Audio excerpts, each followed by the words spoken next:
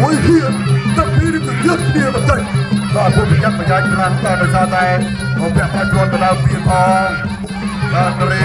គាត់ជាក្រមពីសម្លេងទៅមកគាត់ពីដៃសម្លេងគុំដៃកាត់គុំដៃកាត់ដល់បងពីដៅច្រាស់វាបាច់ទឹកចាយបាច់ទឹកចាយបាទទឹកចាយក្រមជារៀនណាយ៉ាតាគាត់មកចោលមួយពីសម្លេងពេលគាត់ទុកចូលkiaភ្នែកសម្រាប់ភ្នែកដៃtôiបាត់ជើងអូយសម្បត្តិទឹកផុតបាត់ជើងតែគេហៅថាបាត់ជើងទៅគេបាត់ជើងរាក់បាទគោមួយស្មោបាច់ទៅហើយចាច់ចាំឲ្យថយចាច់ចាប់ជើងវិញចាប់ជើងវិញចាប់ជើងអត់ជើងបាត់ហើយបាត់ទៅគេចាប់ទៀតចាប់ទៀតអូ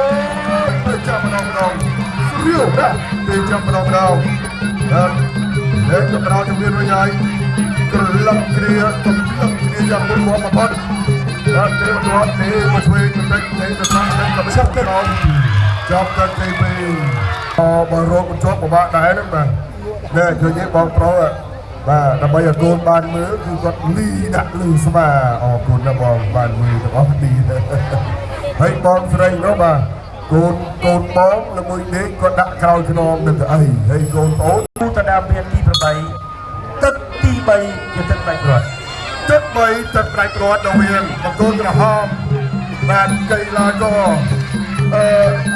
ទូចសមេតបង្គោលខៀវកីឡាកររត់ទេបន្ទាត់បងប្អូនសូមហៅមួយទឹកផ្ដាច់ព្រាត់